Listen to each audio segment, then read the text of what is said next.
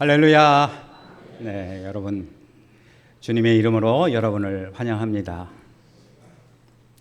여러분들은 지금까지 어떻게 살아오셨습니까?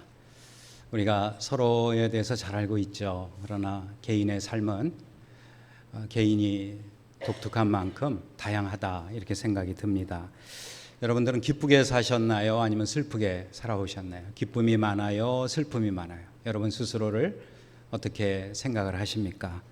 인생을 말하기를 희노애락이라고 이야기하기도 하고 또 생로병사라는 이야기로도 이렇게 표현을 하고 있죠. 이것은 어떤 희노애락이라고 이야기할 때는 감정이나 경험을 가지고 이야기할 때 그렇게 표현을 할 것입니다. 그런가 하면 생로병사라고 하는 것은 우리가 세상을 살아가면서 불가피하게 피할 수 없는 그런 과정이죠. 인생이 언제나 청춘인 줄 알았더니 청춘은 가고 우리가 아무리 청춘을 돌려다오 그렇게 외쳐도 청춘은 돌아오지 않잖아요. 그게 인생 아니겠습니까? 그런 면에서 우리 생명의 유한성을 우리는 느낄 수밖에 없는 것입니다. 그래서 내가 슬픔을 많이 느꼈다 또는 기쁨을 많이 느꼈다라고 하는 것은 개인마다 어떻게 생각하느냐, 어떤 관점으로 내 인생을 바라보느냐에 따라서 달라질 것이다 그런 생각을 하는데요. 우리 인생은 고통과 기쁨이 뒤섞여 있는 아주 복잡한 과정이다 이런 생각이 듭니다. 그런데 성경은 우리 인생을 뭐라고 얘기할까요? 성경은 우리 인생을 하나님의 선물이다 그렇게 말씀을 하고 있어요. 그래서 우리가 마지막 눈을 감는 그 순간에 하나님 나에게 주신 선물 감사했습니다, 고맙습니다 하고 눈을 감을 수 있는 저와 여러분 되기를 간절히 소원합니다. 오늘 강영우 박사라는 분을 제가 한 번 더 여러분에게 소개를 하고자 합니다. 이분은 14살 때 중학교 때 사고로 실명을 했답니다. 눈을 다쳐서 실명을 했으니 세상을 보다가 세상을 보지 못하는 것 얼마나 이게 끔찍한 일이고 고통스러운 일이었을까요? 그럼에도 불구하고 이분은 그 실명의 고통을 극복한 인물로 그렇게 나와 있습니다. 실명의 고통을 극복했다라고 하지만 과연 극복했을까? 라고 하는 그런 생각이 우리 마음에 들지 않습니까? 옛날 분이잖아요. 1944년생이고 2012년까지 살다가 세상을 떠난 분인데요. 시각장애인에 대한, 맹인에 대한 그 사회적인 편견이 얼마나 심했습니까? 그런데 이분은 한국인으로는 최초로 시각장애인으로서 박사학위를 받은 분이에요. 한국에서 받은 게 아니라 미국의 피츠버그 대학교, 명문대학교에서 이분이 석사를 하고 박사를 받았습니다. 그래서 미국의 그 유명한 부시 대통령 우리가 잘 알고 있죠. 그 부시 대통령으로부터 임명을 받았어요. 그리고 상원의 인준까지 받아가지고 국가장애위원회 정책차관보 자리까지 오릅니다. 그러니까 상당히 그 미국의 고위직에 오른 그러한 인물이 되겠습니다. 그런데 이분에게는 유명한 한 일화가 있죠. 안과 전문의로 일하는 큰아들이 안과 전문의인데 그 아들이 어릴 때의 이야기입니다.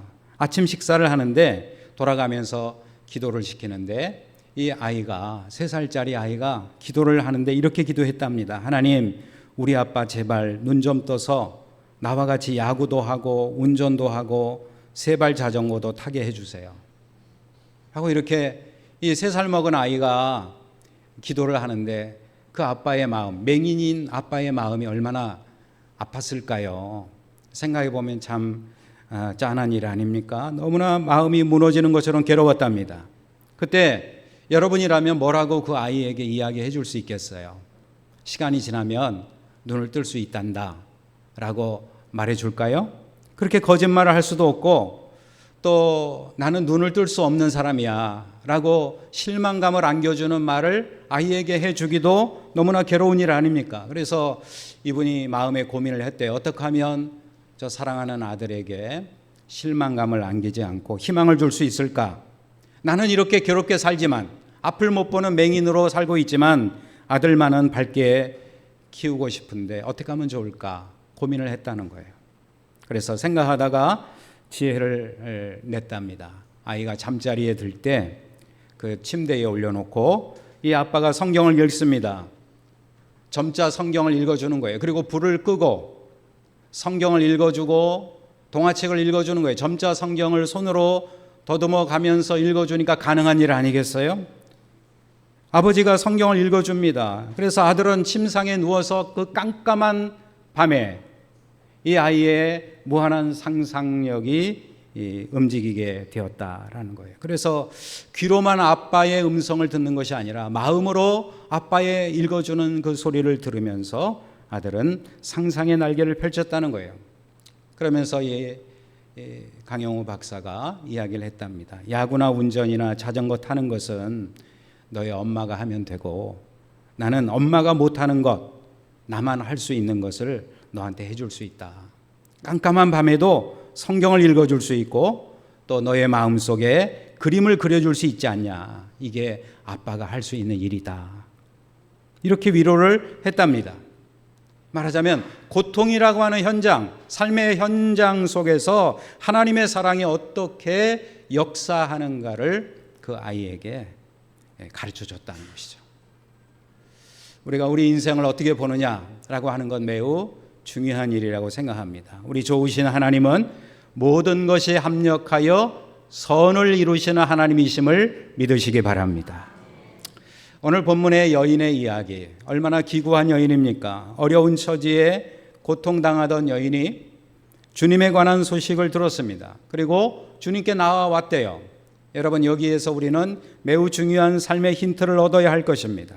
이 이야기는 오늘날 21세기를 살아가는 우리들에게도 여전히 귀한 교훈이 되어지고 있는 것이에요.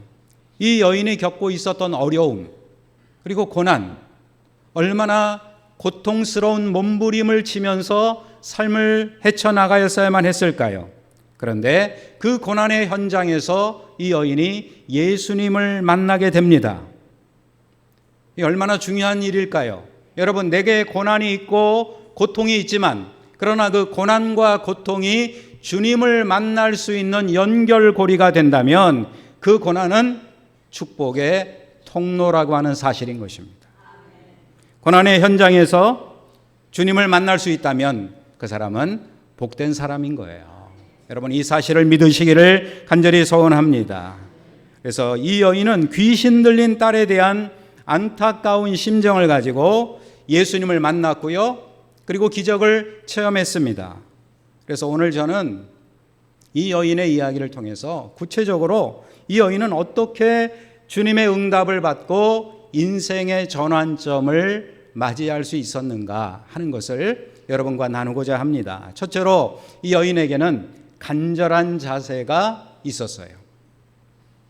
25절의 말씀을 한번 보시기 바랍니다. 이에 더러운 귀신 들린 어린 딸을 둔 한 여자가 예수의 소문을 듣고 곧 와서 그 발 아래에 엎드리니, 예수님 발 아래에 엎드렸다라고 하는 이 여인의 행동을 오늘의 본문은 묘사하고 있어요. 이 여인의 행동에서 우리가 느끼는 것이 뭡니까? 바로 여인의 간절한 마음입니다. 간절한 마음을 이 여인은 행동으로 드러냈어요. 우리가 간절한 마음을 가질 수는 있어요. 그러나 그것을 행동으로 옮기는 것은 결코 쉬운 일이 아닙니다. 간절한 마음을 주님 앞에서 우리는 행동으로 표현할 수 있는 성도 되기를 간절히 소원합니다. 어떻게 했나요? 26절의 말씀을 한번 보세요. 그 여자인은 헬라인이요 수로보닉의 족속이라 자기 딸에게서 귀신 쫓아내 주시기를 간구하거늘, 귀신 쫓아내 주기를 주님 앞에 나와서 간절하게 간구했다라고 말씀을 하고 있어요.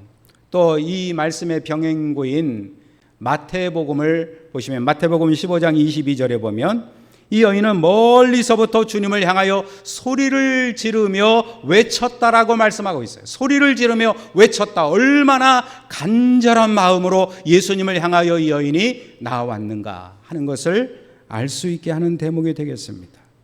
여러분, 간절함이라고 하는 것은요, 세련된 자세하고는 거리가 먼 이야기인 것입니다. 격식을 차리고 그것은 세련된 어휘로 장식된 기도에서 간절함이라고 하는 것은 찾아보기가 어려운 것이에요. 오늘 우리가 기도하시겠습니까? 라고 여쭤보면 나 기도 잘 못해요. 이 말은 세련된 어휘나 아름다운 미사려구를 저는 쓸 줄 모릅니다. 어떻게 문장을 써야 될지 잘 모르겠어요. 그런 말 아니겠어요? 그런 기도를 주님이 원하시는 것이 아니라 우리 주님이 원하시는 기도는 간절한 기도라는 것입니다.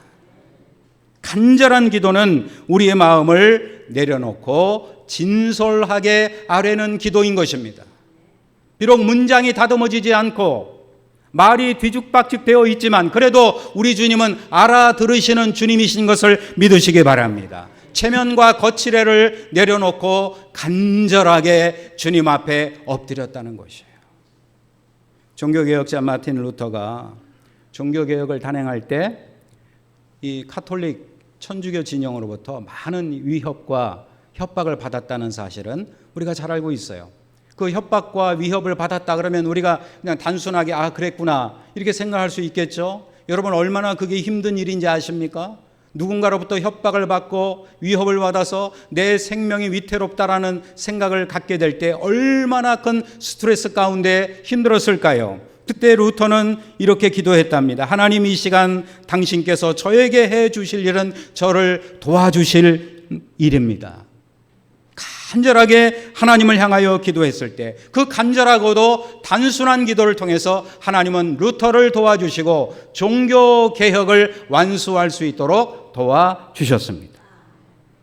이처럼 우리의 자세가 중요한 거예요. 어떤 자세로 기도하느냐? 간절한 자세로 기도해야 되는 것입니다. 그리고 이 여인에게는 특별한 믿음이 있었어요. 어떤 믿음일까요? 예수님을 메시아로 믿는 믿음이 있었습니다. 28절에 보세요. 여자가 대답하여 이르되 주여 올소이다마는 상아래 개들도 아이들이 먹던 부스러기를 먹나이다. 주라고 부르고 있습니다. 주라는 말은 그 말 그대로 주 하나님이라는 말씀이에요. 병행구인 마태복음 15장 22절에 보면 주 다윗의 자손이여 라고 이 여인이 예수님을 부르는 놀라운 장면이 나오고 있어요. 주 다윗의 자손이여. 이 여인은 헬라 여인이고 이방 여인이었다고 그렇게 표현을 하고 있잖아요. 그런데 예수님이 메시아이신 것을 알고 있었어요. 구약 성경에 이미 예언되어진 메시아, 그분이 이 땅에 오셨는데 그분이 바로 주 예수 그리스도, 그분은 주 다윗의 자손 예수 그리스도인 것을 믿고 믿음으로 고백을 하고 있는 것입니다. 오늘 여러분들은 누구에게 예배를 드리고 있습니까? 주 예수 그리스도, 우리의 메시아 되시는, 우리의 하나님 되시는 예수님 앞에 나와서 엎드린 성도 되시기를 주의 이름으로 축복합니다.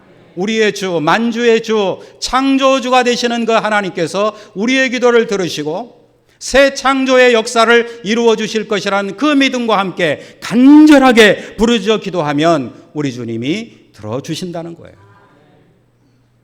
예수님을 주로 믿는 믿음과 함께 이 여인은 간절하게 주님을 향하여 기도했습니다. 여러분, 세상에는 문제에 직면한 사람들이 얼마나 많은지 몰라요. 이 자리에 오신 여러분들도 문제 없는 분이 없을 줄로 압니다. 다 문제가 있어요. 어려움이 있어요. 마음속에 역경과 고난이 있어요. 겉으로는 평탄하게 보이는 것 같아도 속에는 애끓는 문제가 있는 것을 우리는 경험하지 않습니까?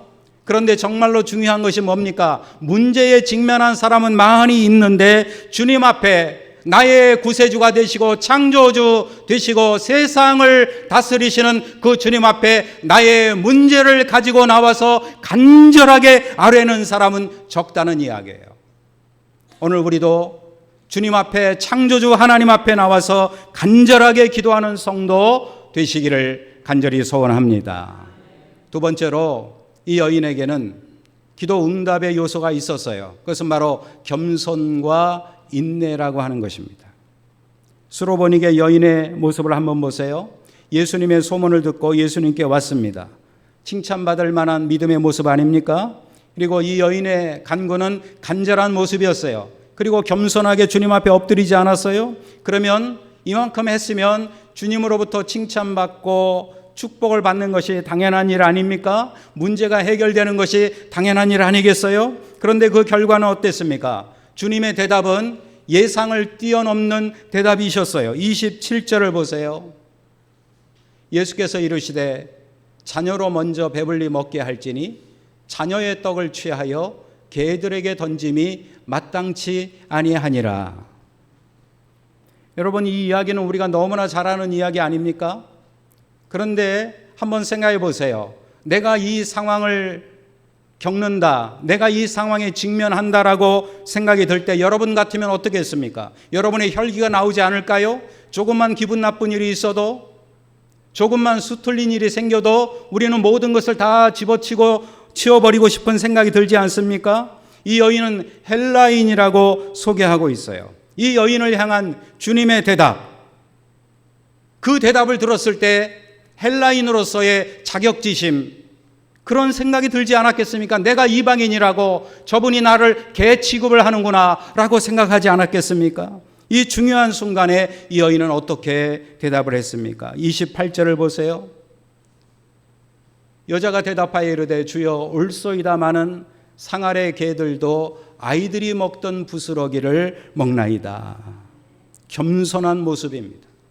과연 우리도 이런 겸손함을 가질 수 있을까요? 여러분, 이 겸손함이 여러분 속에 있으십니까? 한번 생각해 보세요. 우리가 겸손할 수 있기를 간절히 소원합니다. 상 아래 개들도 아이들이 먹던 부스러기를 먹나이다. 주여 나는 개와 같은 존재입니다. 부족한 자입니다. 그러나 그 개들도 상에서 떨어지는 부스러기를 먹지 않습니까? 그 부스러기라도 나에게 주시옵소서 라고 하는 겸손과 인내의 기도를 주님 앞에 드린 것입니다.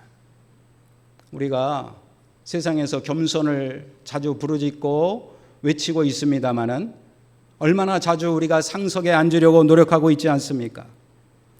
이 여인은 자신이 개라고 말씀하시는 주님의 말씀도 겸손하게 받아들였던 것입니다. 그래서 29절의 말씀에 어떤 이야기가 진행됩니까? 예수께서 이르시되 이 말을 하였으니 돌아가라.